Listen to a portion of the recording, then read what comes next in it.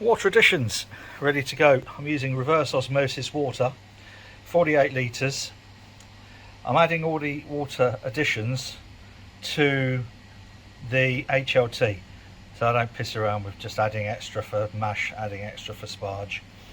So I've got calcium salt, gypsum 6.9, salt 1 gram, magnesium 2.4, calcium chloride 13.7, a little bit extra calcium chloride and a little bit extra calcium sulfate, tiny amount. It was just what was on my fingers. So now I'm going to get that into the HLT. That's the water additions added, and what I'm going to do is just circulate through the pump back in, and that will help mix it all up. Next, I don't quite know really, because I've not used this mash tun before, so I'm wondering about how much it's going to lose.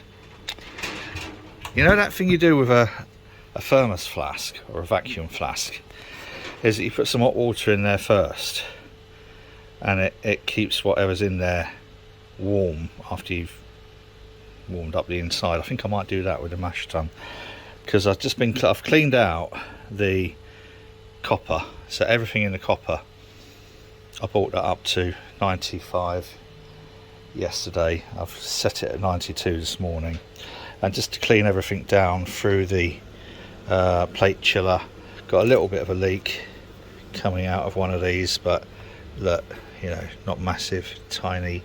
In fact, it's only a drip. Is it a drip? It's not even a drip, is it? It's a little bit there. So what we're going to do, I reckon, now we've flushed through the plate chiller, I'm just going to pump some of the 92 degrees into here, through there. I've got 2 top inlets. Look at that, it's the steam that's collected in there from cleaning it yesterday. And then once I've done that, I'm going to drain that off, clean it all out, and transfer 13.5 litres, and then mash in. Down here we've got, I know it says, that's wrong, it's not Marisota in there. I'll go through the grain bill, I'll put it up here or something, tell you what it is. Basically it's 4.9 of Barry. Right, let's go. That's a big mash tun, and it only covers the base by about 3.5 inches.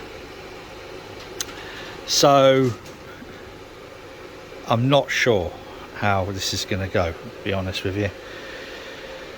Mash water went in there at 74, dropped down to about 62, 63. I set the Herms, and the Herms has overshot, or the PID has overshot by 3 degrees. Hence there's no lid on the mash tun. I'm bringing this up to speed. Actually, I'll just turn it off while I'm filming, just for the sparge. But yeah, so a bit disappointing, a lot disappointing actually, that this is overshot by so much. Mind you, that's a large surface area, so I'm going to give it a bit of a stir around. But the main transformation of those starches into sugars happens in the first 15 minutes. It's 11:42, because I've been doing other stuff. So we'll see. Try and bring that temperature down at least a couple of degrees. Dropped it too far. Right, what we got? We got this thing, this spargy thing, which I'm just using to do a bit of a recirc. Is it turned off again? No, it's on. Not doing right much, is it? Oh, perhaps it is. Yeah, so we'll see. It needs to be level, doesn't it? Otherwise it's... Yeah, anyway, we'll check that out in a bit. So that's hopefully going to distribute the heat a bit better. and I'll pop the lid back on. So we've got a mash pH of 5.3, which I'm happy with that. Might have to revisit this with a hammer. We had it's dropped down to 65 and then up to 69, and so it's up and down like Boris in a brothel. And I think a part of it is because it's only barely covering the thermo the thermal well with PT100 in it. So anyway, turned it off. I'm just going to leave it. Fuck it, leave it like that. It might be for these smaller brews we go back to using the other mash tun. This is definitely going to affect my efficiency. We'll see though. No, this is going to be a perfect for up to sort of like 200 litre brews, I reckon. So I've got another 20 odd minutes, and I think I will utilise that time by having a coffee. Alright, well, I'm not going to use the Valentine arm, which is over there. I don't think there's much chance of getting a stuck mash. It's only about 3 inches deep at the maximum. So I'm going to start a sparge, but I'm only cracking this a little bit. I'm going to sparge at 84-ish. So we shall see. So we're going to come out of here, boom, boom, boom, through there, watch that clear.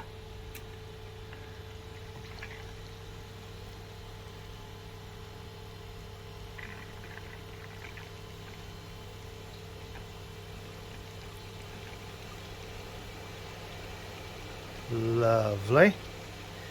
And I'm going to really restrict this on the out, because we don't want a very fast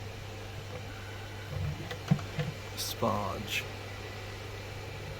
Do you know, I'm not even sure that's gonna. I'm gonna stop that. I'm gonna turn that off. I'm not sure whether that's going to be equal enough on such low pressure. So I think I'm going to put my old chum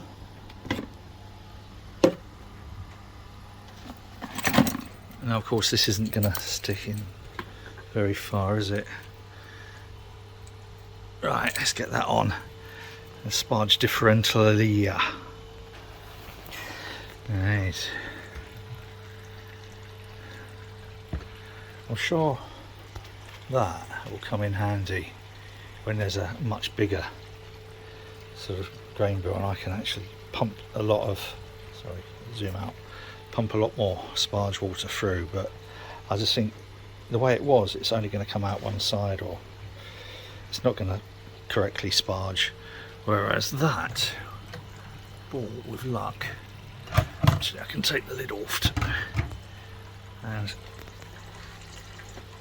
give it a quick blast and see where we go.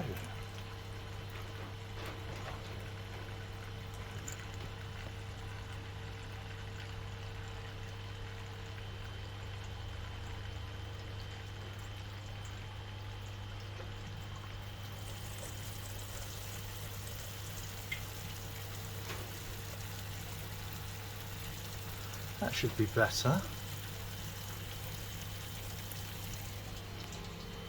All steamed up now. I'll go for about 26 when this rises up, and I'm only going to boil it. I'm going to give it a shortish boil. Actually, do you know, because that was all over the place, I'm not sure. I might give, no, I'll go back to do an hour's boil, so I'll take that up near around 30, and with an hour's boil that will drop down to 24ish.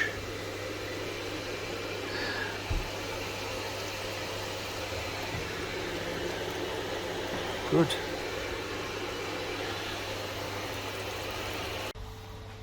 A very, very slow sparge, has to be said. Half an hour so far, and That should kick in any moment now. Just, there we go. Just give it a little bit of extra. I'll crank that a little bit just to set the grant off.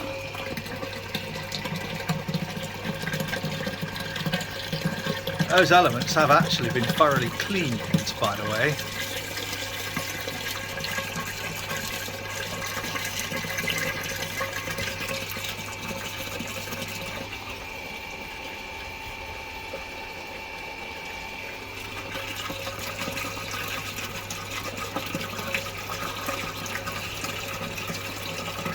So we should now, when this is in, start to get a temperature on the boil pid. Oh, went quick enough, didn't it? See if we can just empty the last bit of that out.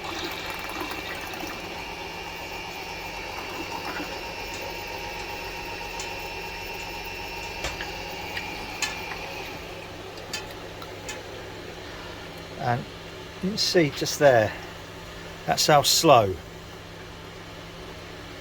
this is draining out of here. A little bit more.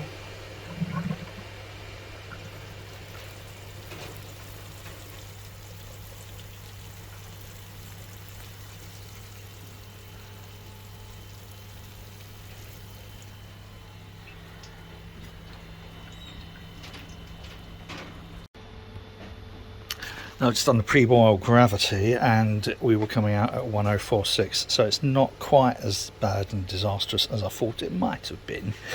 We've got 31 litres in there. I'm going to drop that down to about 25, and then we'll see where we go from there. I'm going to ferment it at that. Got a huge hop schedule going in here, at 80 degrees post-boil in the whirlpool. We are on the verge of a boil, so I've got a little stirry stick ready. I haven't put any anti-foam in here. It's not a huge amount near the top, so I should be able to just catch this if it does all foam up. I think we've got the start of a boil there, boys and girls. Whoa. The Inkbird over there is saying 97.4, and I think by the time it reaches 98, this is going to be bubbling nicely.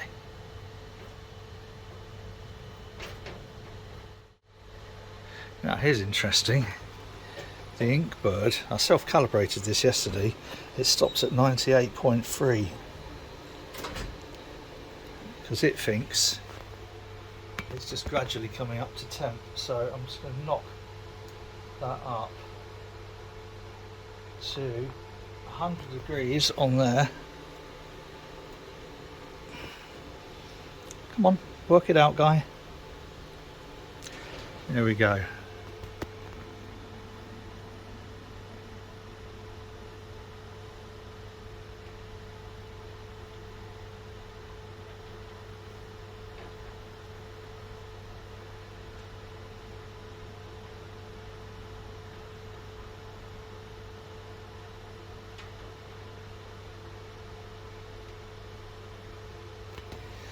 That's interesting. It switched itself off at 98.5. So it's doing the calculations, but it's just not doing them the way I want them to. I want you to give me a nice rolling boil.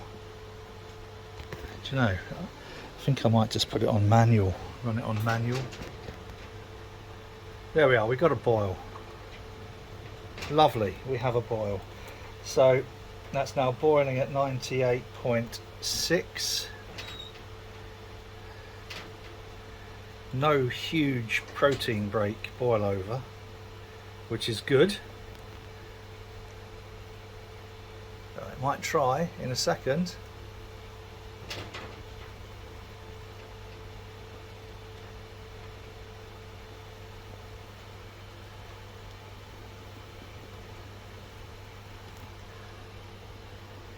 Right, we got a boil anyway. Oh, steamy up. I've got the hop filter and the cooling coil, just plonking it in here to sanitize it. I think we're not going to be too far off. Yes, so we've got 15 minutes to go ish, and we've had a nice gentle little rolling boil, which has been good. Stop it. And I do love, this is my favourite bit, is the smell coming off the boil. It's it gives me all those childhood memories. If I haven't told you the story, it's a bit boring, I'll be quick.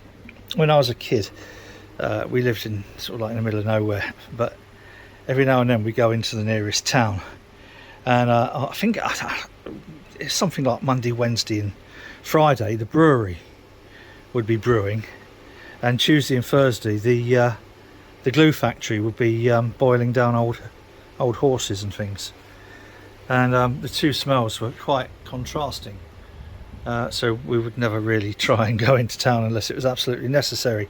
On a Tuesday and Thursday, it might have been the other way around, something like that anyway. But it's a shame they couldn't sort of like have colluded together so that the brewery could mask out the smell of the glue works. But if you've never smelt a glue works, boys and girls, it's not something that I'd recommend. It's something that probably, like the smell of the brewery, stays with you for many, many years. Right. Back when we're ready to bung, well, at the end of the boil, I'm going to take a post-boil reading before I chunk the hops in, and then cool that down to 80 degrees as quickly as possible, and there's quite a large hop charge to go in there. We are there. Turn that off, keep a little bit of quiet. So now we need to cool that down, so we need to watch here, so we can turn that off. We need to watch this, and this needs to get down to 80. So this is normal like cooler, so cold water goes in here, roundy, roundy, roundy, roundy, back out of there and then out. Here we go. Let's see how long it takes. Now the problem is obviously that, you know, what's inside the hop filter and what's on the outside are going to be different temperatures. It's just the way it is. It's because the mesh is so, you know. But if we have a look, how's it going? Right, starting.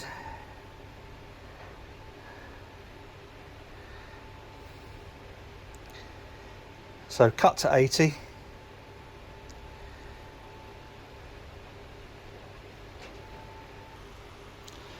Taking its time, but it is going down.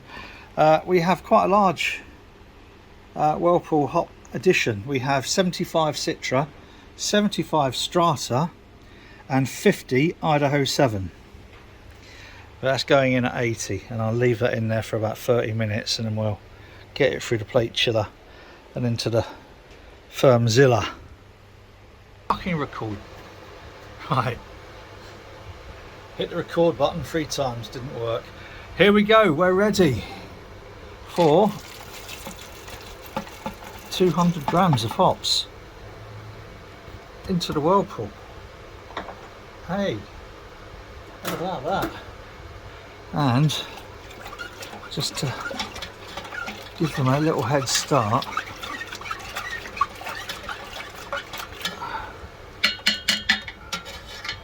these hop baskets, I don't know, I'm not sure they're the best thing for pellets, you know, because it just clogs it up too quickly. I think those baskets are good for perhaps leaf hops, but we'll see.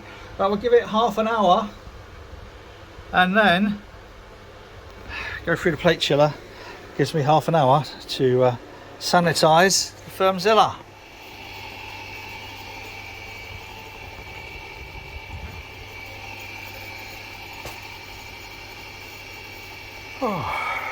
Oh, hang on. You missed something really quite spectacular. Don't worry about that. You missed me falling down the stairs and smacking me bonce. It's a good job I never have me in these videos, because apart from my feet, because that's quite spectacular. I thought the second from bottom step was the bottom step. It wasn't. Right, we have transferred it. That's it. Crumbs. We have a New England IPA, so I'm going to get that now ready to go into the fermentation chamber. Post boil gravity 1.054, so I'm reckoning this will come out about 6.5, depending on how well the Sanders yeast, WHC Sanders yeast, performs. I was going to try the Brexit yeast in this, but because the mash was all over the place, I didn't bother, and I didn't chuck in 500 grams of maltodextrin, which I was going to put in at 15 minutes. I think, yeah, we'll just try this, see how it goes. I'm going to do another brew using Barry, probably Monday. But for now, that's it. We'll be back when it's ready to dry hop.